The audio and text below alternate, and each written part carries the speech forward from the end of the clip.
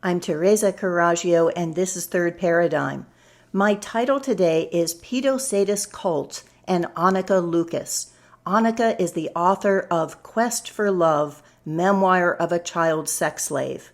I heard about Anneke because on my last post on Ponerology, The Question of Evil, Guy Duperrault, if I'm pronouncing that correctly, and I had a long comment thread in which he said that he had just finished watching the 4-hour interview of Anneke by Brecht Arnaert on Epic.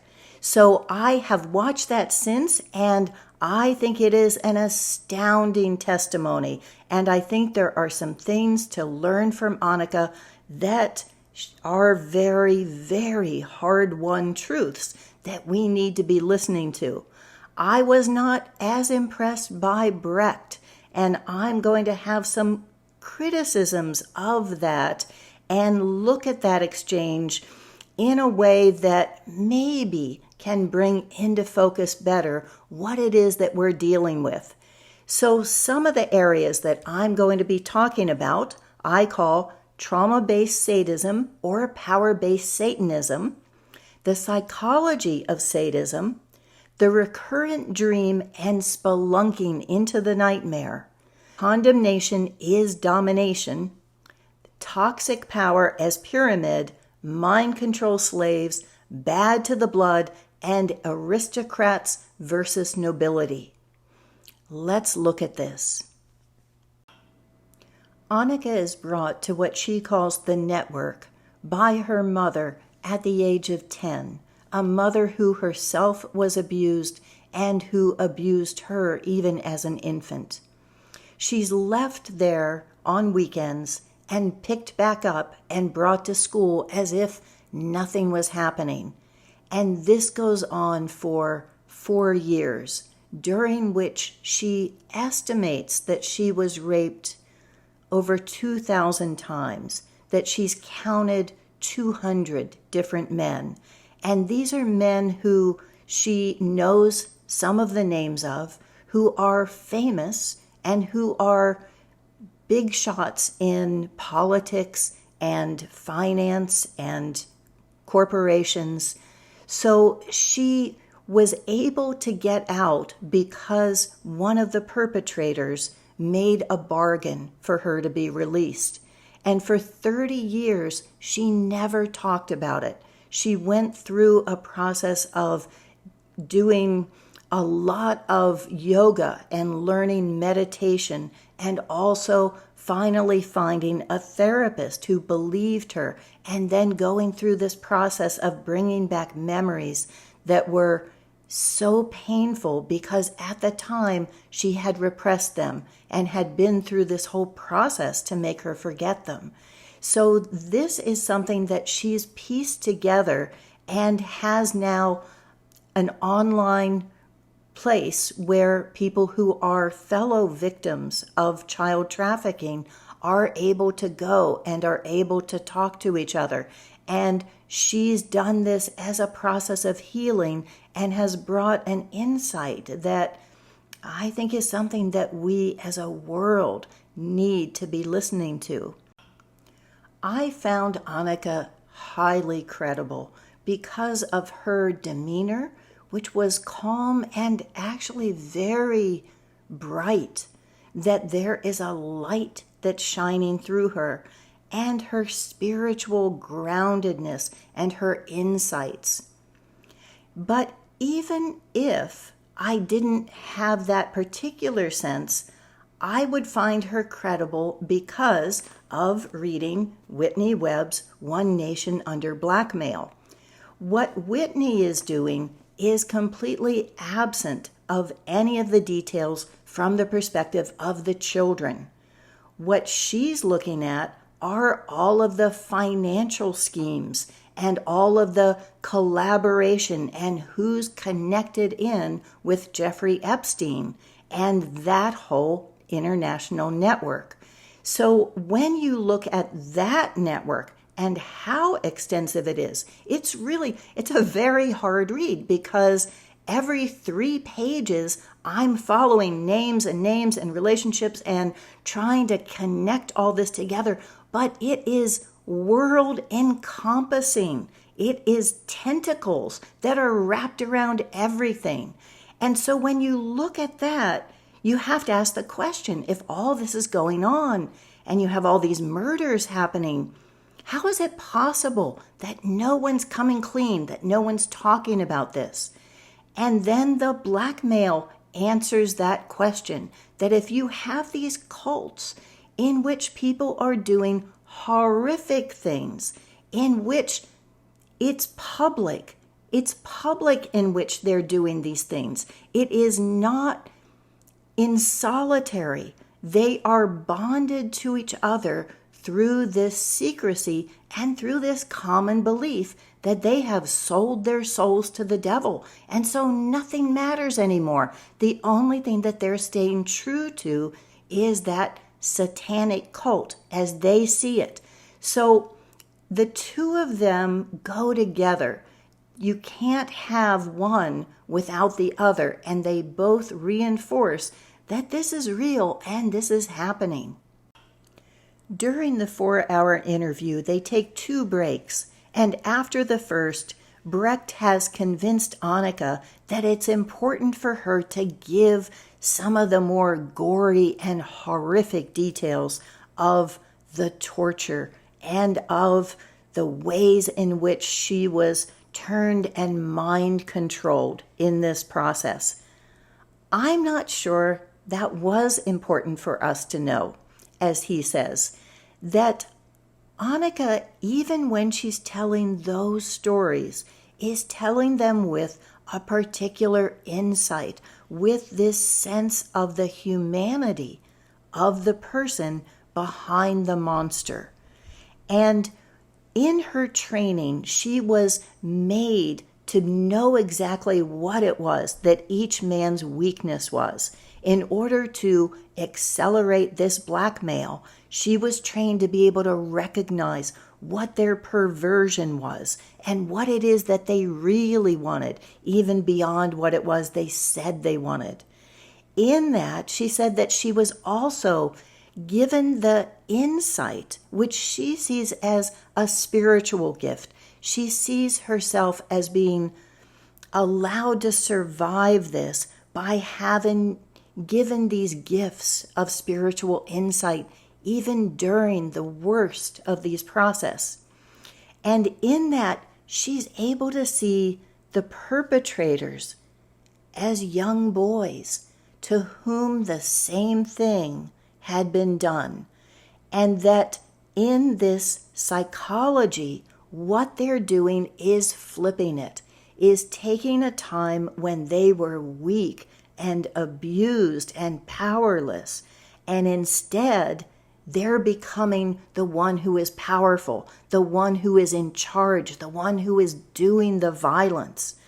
And that gives them this high, she says. It is a way in which it is cathartic for that release, that temporary release from that sense that they're always in, of still being that child who is being abused and who is powerless. And so that insight, I thought, was extremely valuable. What Anneke says is that calling these satanic rituals are really just an excuse for them to reenact something that is psychologically satisfying because of their place of weakness, and that calling it satanic is a way that makes it powerful, rather than it being this perpetuation and release of someone who is powerless and has been abused.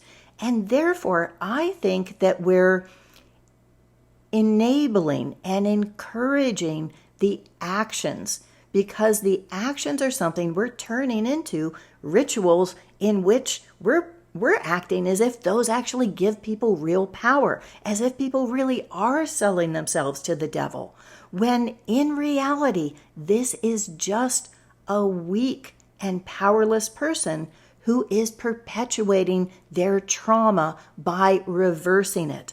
And I think calling it what it actually is would be one step closer to ending it. Anneke sees the shape of the power exploitation paradigm as the pyramid. What she says drives it all is fear, is the fear that you can never go back, that you can never go back to being innocent, that you can never go back to having that spark of light, that divine spark, that you are cut off from that forever. And that the way in which that's done, because it was done to her, is that they have to make you into a perpetrator. That even the rapes didn't take her innocence, because as long as you're a victim, you can still see yourself as innocent. In order to get you to identify yourself as being one of them, you have to be turned into a perpetrator. And in that way, the children were taught to kill. First with rabbits, then she describes a situation where she's given a puppy, and for 2 days she's allowed to keep the puppy that she chose, and then she's told to kill it. When she refuses, the puppy is tortured. So by the time she actually kills it, it's a mercy killing. And she said from then on, every killing was a mercy killing, because the alternative was always worse. And this accelerates to being infants, to being actual humans and other children. This is something that has been taught and has been taught to those who are the perpetrators. The role that Anneke was trained to play, and also the spiritual path that she chose even as a child, was to be able to see the worst of men and have them show their true face to her as someone who they could trust, and then to forgive them, to bring them back to being human, to show them and reflect them back their innocence in the midst of the worst of actions against her, the worst of tortures and torment and rape. She became, as she says, the little mother, the one who could soothe. And at some point she says, I learned to understand the most evil men and even to love them, if I dare say so. Brecht, on the other hand, is very dualistic. They pray at his insistence ahead of time so that they can handle this darkness.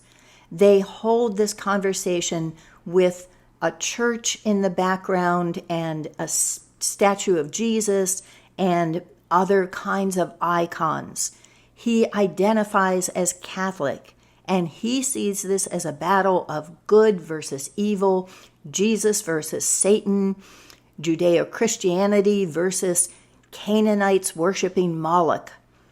So the worse for him that he can make these people by making sure that she gives the most gory details and by emphasizing his condemnation, the more that it puts him on the good side.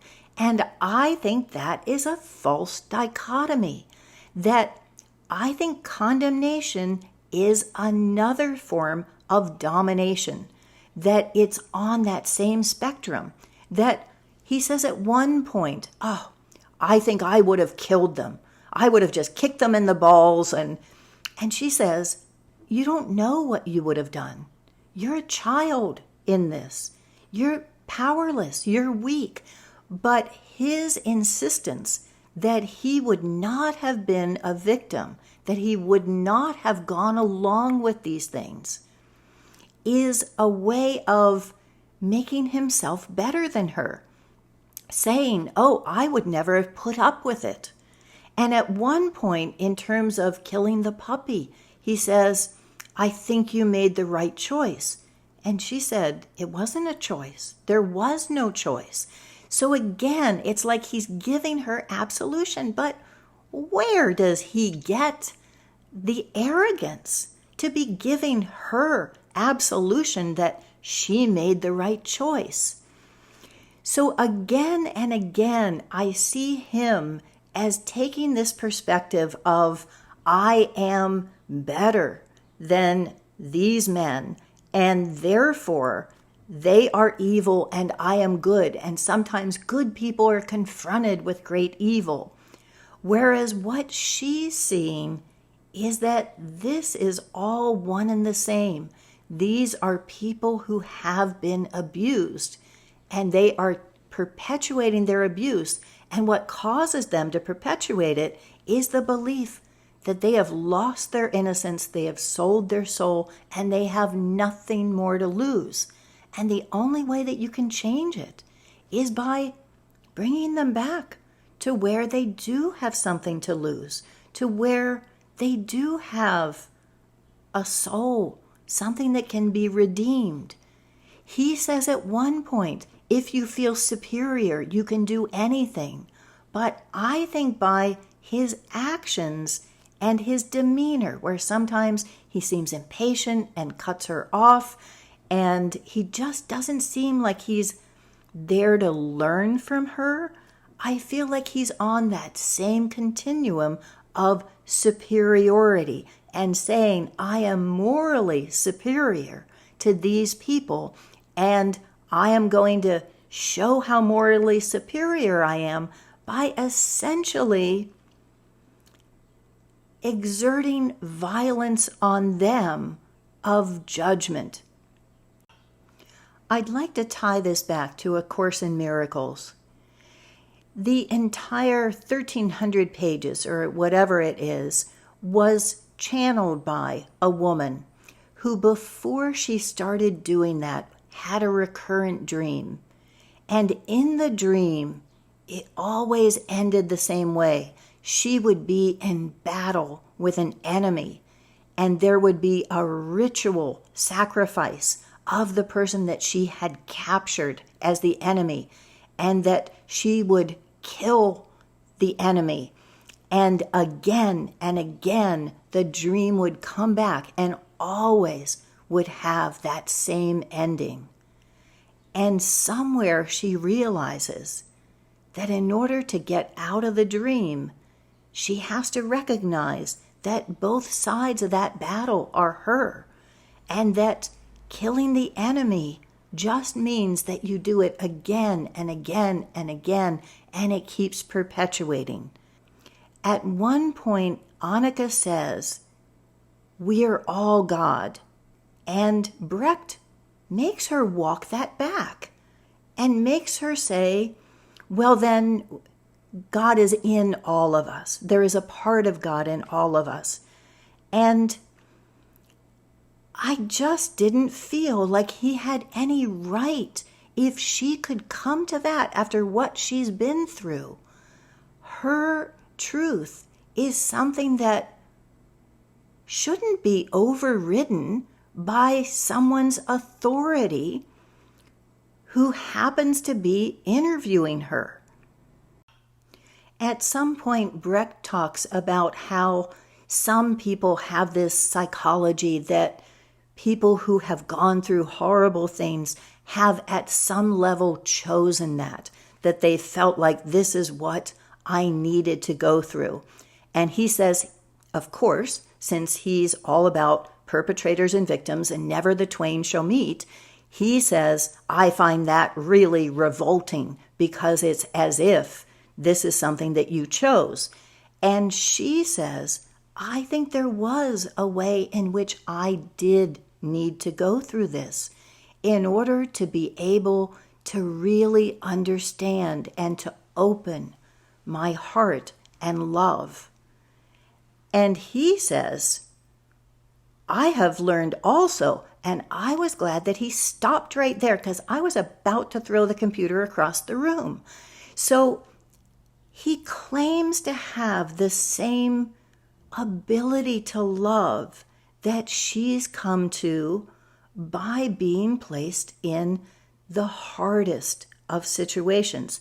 And the way that I see her doing this is what I'm calling spelunking the nightmare, is that she's gone to the deepest, darkest part of the nightmare.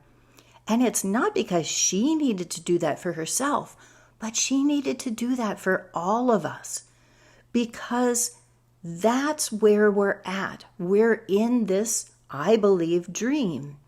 And this dream is a nightmare. And there's something that's keeping us captive, keeping this nightmare recurring night after night, day after day.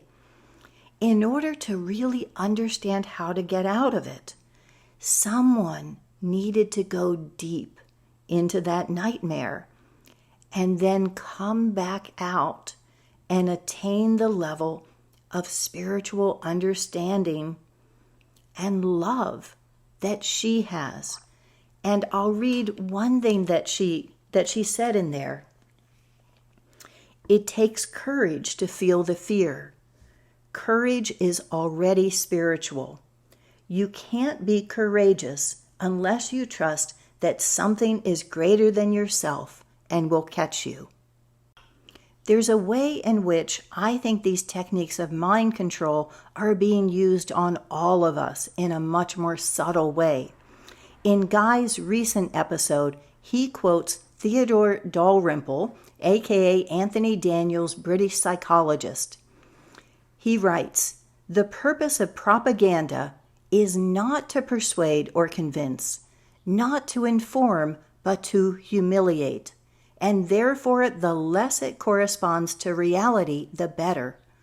When people are forced to remain silent, when they are being told the most obvious lies, or even worse, when they are forced to repeat the lie themselves, they lose once and for all their sense of probity. To assent to obvious lies is in some way to become evil oneself. One standing to resist anything is thus eroded and even destroyed. A society of emasculated liars is easy to control." So if we're going to learn the lesson from all of this, I think that it isn't for us to condemn the truth killers, but instead to be looking at them and saying, "There but for the chance of circumstances go I." That is true not only for us in this COVID moment, but also in terms of looking at the entire toxic pyramid of power and saying, had there been a different circumstance of my birth, that would have been me, whether it was victim, whether it was perpetrator. There is nothing in me that would have done something different. So let me figure out how to turn this into something that recognizes all of our innocence and brings people back to that spark of the divine that is not just in all of us, but is us. For more in the same vein, I'm going to recommend my most controversial on forgiving Hitler, and then also one on toxic masculinity. Thank you for watching.